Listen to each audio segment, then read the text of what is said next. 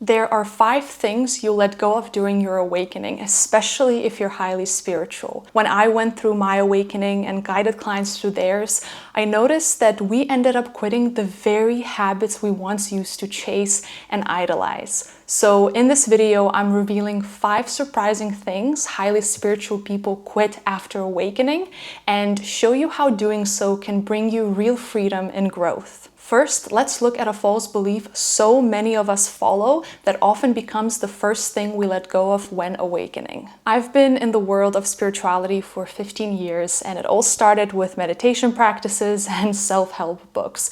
Back then, I was actually obsessed with, keeping my thoughts positive and my vibes high. Every book seemed to say, stay happy, stay grateful, never let negativity in or you'll just attract more of it.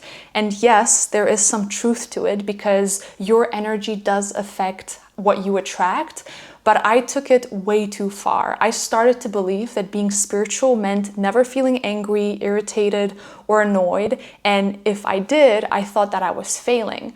I mean, spiritual people are always happy and peaceful, right? Well, my awakening flipped the script suddenly, and I was not positive. I was actually mostly angry, upset, annoyed, and sad because for most of my life, I bypassed very important real human emotions because I thought I shouldn't feel them. I wasn't spiritual.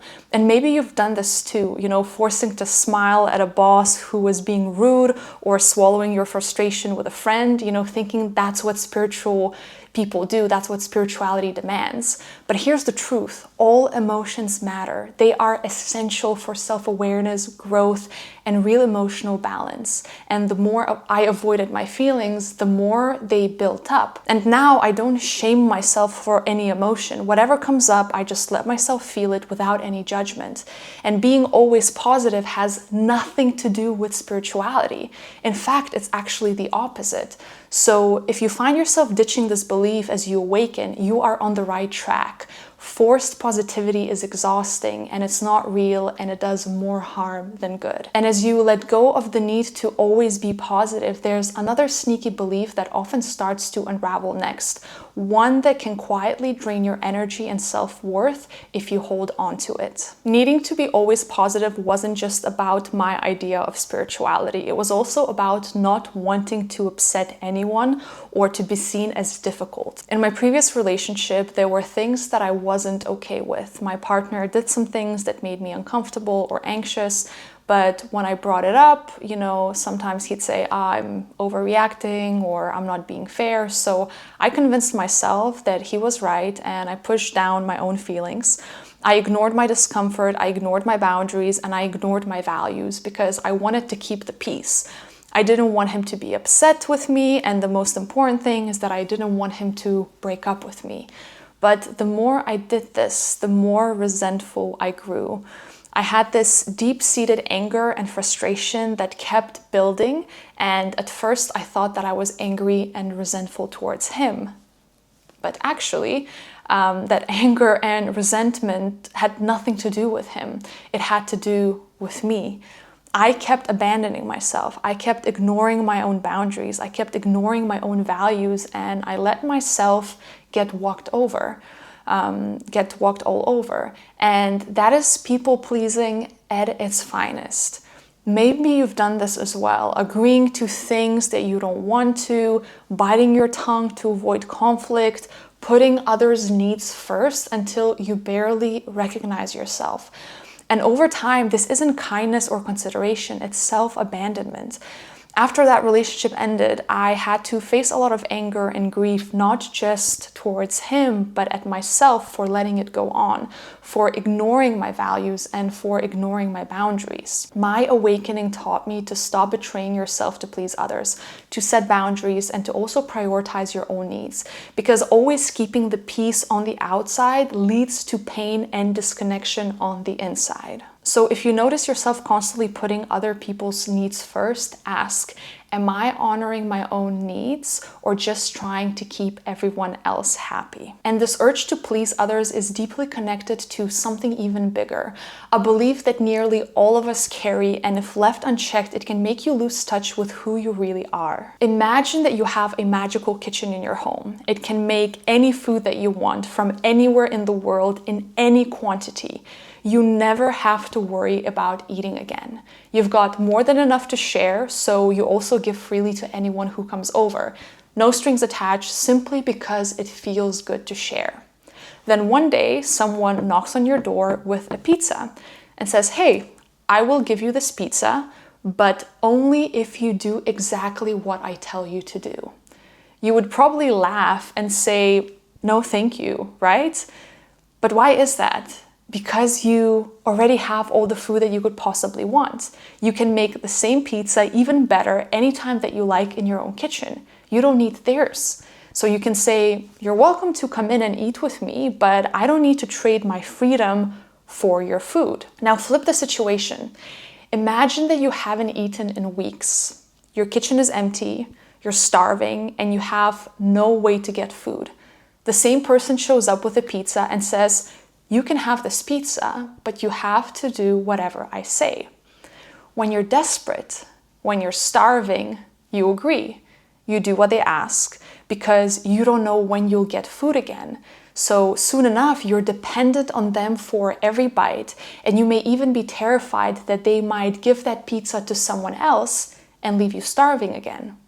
Now here's the thing, this story isn't really about food, it's about love. When your heart is full, when you have self-love, self-respect, and an endless supply of care for yourself, you don't need to beg, bargain, or compromise who you are to get love from someone else. You can share your love freely without conditions, just like offering food from a full kitchen. But when you're starving for love, when you believe that you're not enough, you'll take scraps from anyone who offers them, even if it means letting them control you, to define you, to diminish you. That's how people get trapped in quite unhealthy and toxic relationships. And here's what highly spiritual people understand after awakening. Love isn't something that you go out and you get. It's something that you generate from within. When your own heart is your magical kitchen, you don't chase love or cling to it out of fear. You choose to share it. You don't make deals for it, you're not desperate for it, and you don't need someone to complete you. And when you're no longer desperate for love, that's when you realize there's still something else holding you back. In my previous relationship, there were moments of joy and happiness and fun and future plans. There were some beautiful times, but underneath there was a quiet truth that I didn't want to face. I was compromising far too much. And at first I told myself that it was okay and I should accept the way things are, but as my awakening unfolded, I started to see how deeply I was abandoning myself just to keep things going. I was setting aside my values, ignoring my intuition, ignoring my boundaries, and not putting my own needs first. And the more I filled my own kitchen with self-love, the clearer it became that I was living in the same kind of a deal as from the pizza story. I'll give you pizza if you do this or if you do that. And that's not the kind of love that I wanted. I didn't want pizza with conditions. I wanted a relationship where I could bring my full kitchen, they could bring theirs, and we could just sit down to share and feast together. No bargains, no control, and no conditions. And here's what's hard when you're no longer desperate for love. You start to see exactly which relationships were built on that desperation. Mine was one of them. Neither of us was a villain, but we both had conditions that the other couldn't agree to. Letting go of this relationship wasn't easy, it was very difficult. It came with a lot of grief, fear, and a lot of self-reflection. But it also came with a massive sense of relief because I wasn't forcing myself to stay in something that didn't match who I had become. That's why after an awakening, highly spiritual people often release relationships that no longer serve them.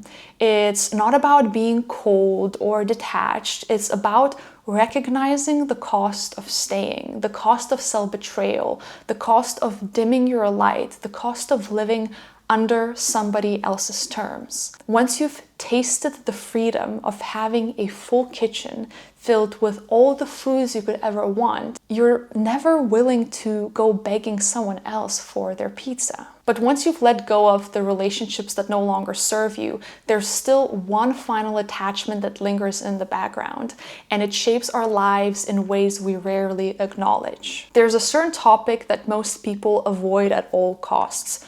We don't talk about it at dinner, we change the subject when it comes up, and we push it so far into the back of our minds that we convince ourselves it's not even worth thinking about. Before my awakening, I was the same way. Anytime this subject surfaced, it felt heavy and unsettling. Like if I lingered on it too long, I would get swallowed by the fear of it. But awakening has a way of pulling you straight towards the very things that you've been avoiding. It makes you look at the impermanence of everything, seasons, relationships, even the body that you live in, and it asks you, are you ready to face this? I remember reading a line from the Tibetan Book of Living and Dying that said, perhaps the deepest reason why we are afraid of death is because we do not know who we are. And that's when it all clicked. The thing I had been avoiding all along wasn't just that this event that comes at the end of life. It was the truth about myself, the part of me that isn't tied to my name, my story, or even my body. The deeper I leaned into this, the less fear I felt. The more I understood that what I truly am can't end in the way that I once believed. The more peaceful I became about the inevitable. That's why the fifth thing that highly spiritual people quit after awakening is fearing death. Because they come to see it not as an ending, but as a transition, a natural shift in the same cycle that brings night after day and spring after winter. And when you really understand that, death stops being something that hangs over your life and becomes the very thing that reminds you to live it fully. These 5 things are often what we hold on to and believe before our awakening. But as you move deeper into your journey and discover what true spirituality really means, you naturally start to let go of these beliefs, these fears, and these attachments. But here's the next challenge. Once you've cleared away all that old baggage, how do you actually hear and follow the guidance from your higher self? Watch this video next where I share the most common signs that your higher self is using to get your attention and how you can start noticing them.